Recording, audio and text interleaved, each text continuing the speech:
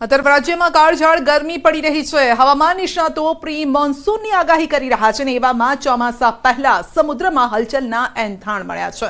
હવામાન નિષ્ણાત પરેશ ગોસ્વામીએ ચોંકાવનારી આગાહી કરી છે।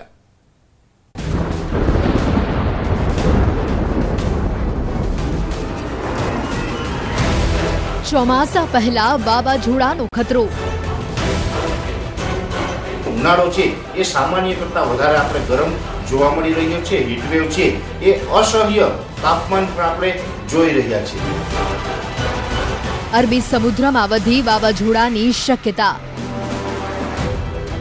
આવું કોઈ ફાઇનલ નથી, પણ અત્યારે જે હવામાનની પરિસ્થિતિ છે એ પરિસ્થિતિ એવું સૂચવી રહી છે કે સાયક્લોન બનવાના ચાન્સ છે। 15 દિવસના ગાળામાં બની શકે વાવાઝોડું। આ જે 15 દિવસનો ગાળો હશે એ 15 દિવસના ગાળા દરમિયાન કદાચ અરબી સમુદ્રની અંદર એક સાયક્લોન બની શકે। જો વાવાઝોડું આવશે તો કરશે ખેદાન મેદાન। છેલ્લા 5-7 વર્ષથી ચોમાસા પહેલા સર્જાતા વાવાઝોડાની સંખ્યામાં વધારો થયો છે, ત્યારે આ વખતે પણ ચોમાસા પહેલા આપણે વાવાઝોડા માટે તૈયાર રહેવું પડશે। ચોમાસા પહેલા અરબી સમુદ્રમાં એક વાવાઝોડું ઉદ્ભવે તેવી શક્યતા હવામાન નિષ્ણાંત પરેશ ગોસ્વામીએ વ્યક્ત કરી છે। તેમણે કહ્યું કે આ વર્ષે પણ ચોમાસા પહેલા અરબી સમુદ્રમાં વાવાઝોડું બનવાની પૂરેપૂરી શક્યતા સેવાઈ રહી છે। મે અથવા જૂન મહિનામાં સમુદ્રમાં હલચલ વધી શકે છે।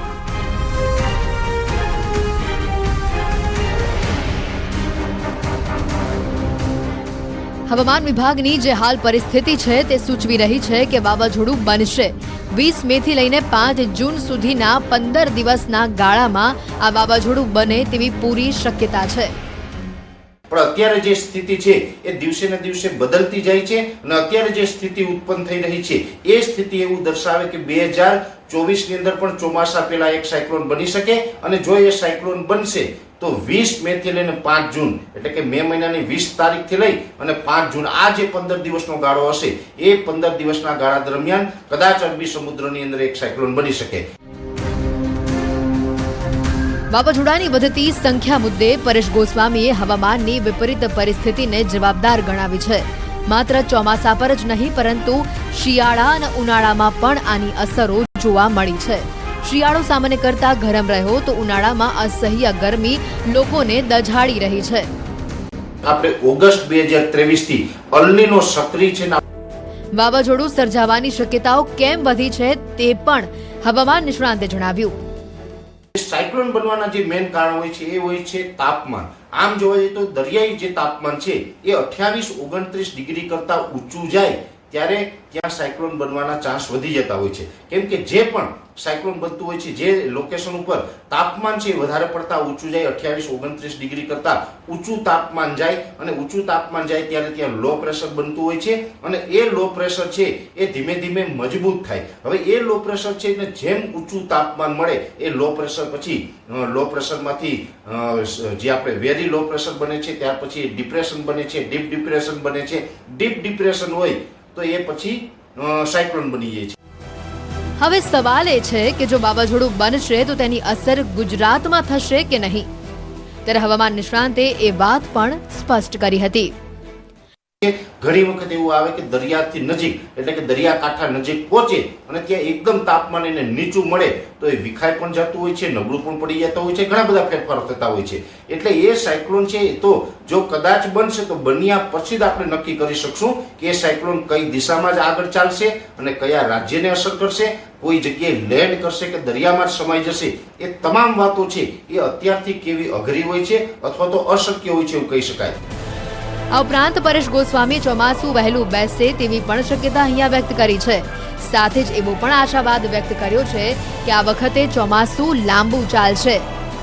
તૈયારી એ પણ રાખજો, ચોમાસું લાંબુ પણ ચાલવાનું છે અને કદાચ ચોમાસું છે એ સમય કરતા થોડુંક વહેલું આવીએ તો પણ આપણે એ વાતને નકારી ન શકાય, કેમ કે જેવી રીતે અત્યારે હવામાનની પેટર્ન ચાલી રહી છે કદાચ સમય કરતા ચોમાસું વહેલું પણ થઈ શકે છે।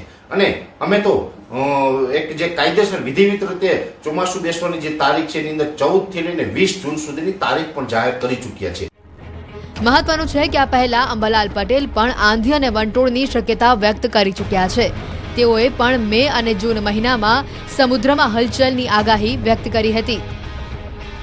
જો કે ચોમાસા પહેલા ગરમી લોકોને હંફાવી રહી છે. ભીષણ ગરમીમાંથી નહીં મળે રાહત. 4 દિવસ બાદ ગરમીમાં જોરદાર વધારો થશે.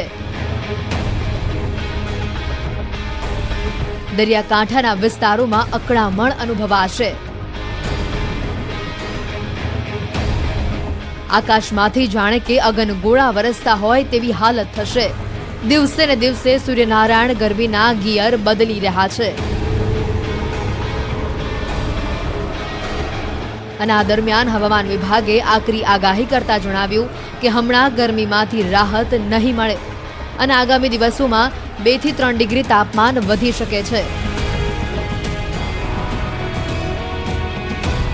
4 દિવસ બાદ રાજ્યના તાપમાનમાં વધારો થવાની પણ આગાહી કરવામાં આવી છે. कल हम बोले थे कि जो विंड पैटर्न तो चेंज हुआ है, आज का जो विंड था वो साउथ वेस्टर्ली टू वेस्टर्ली हुआ है.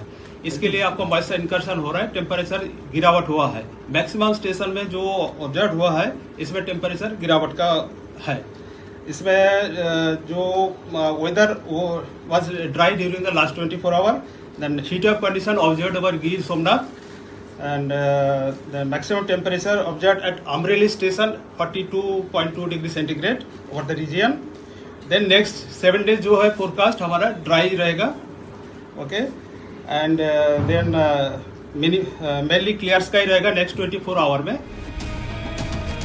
હવામાન વિભાગે જણાવ્યું કે વિન્ડ પેટર્ન બદલાઈ છે, જેની અસર તાપમાન પર પડી છે. દરિયાકાંઠાના વિસ્તારોમાં ગરમ પવનો ફૂંકાશે.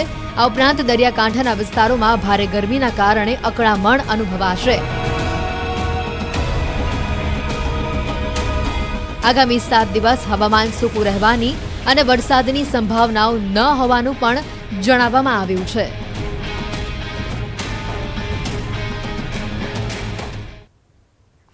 ગરમીની સિઝનમાં તમે બરફ ગોળા ખાઈને ઠંડા થાવ છો તો સાવધાન થઈ જજો, કારણ કે આ બરફના સ્વાદની સાથે બીમારી મફત મળી રહી છે. અને એટલે જ આ અહેવાલ જુઓ અને બરફ ખાતા પહેલા તમે જ નક્કી કરો કે કયો બરફ ખાવા લાયક છે અને કયો અખાદ્ય.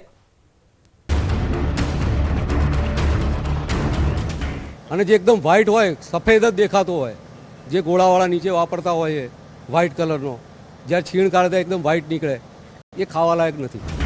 શું તમે ગરમીમાં ઠંડક મેળવવા બરફનો સહારો લો છો? શું તમને બરફ ગોળા ખૂબ ભાવે છે?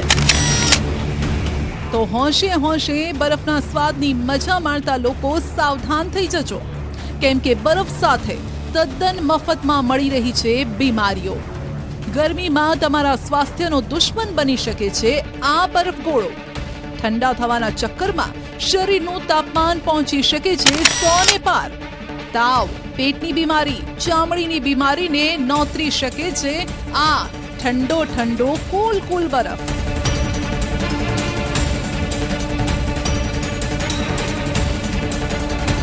આહાહા, શું સ્વાદ છે, અદ્ભુત. તમે પણ બરફ ગોળા કે આઈસ ડીશ ખાતા ખાતા કંઈક આવું જ કહેતા હશો, પરંતુ સ્વાદમાં મસ્ત આવા જ કેટલાક બરફ ગોળા અને બરફની ડીશ તમારા આરોગ્યની દુશ્મન છે.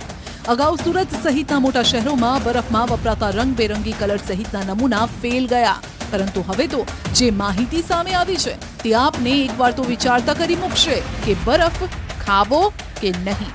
કારણ કે સ્ટોલ કે લારી ધારકો જે બરફ વાપરે છે તે જ હાનિકારક હોઈ શકે છે, કેમ કે માર્કેટમાં એક નહીં 2 પ્રકારના બરફ મળી રહ્યા છે.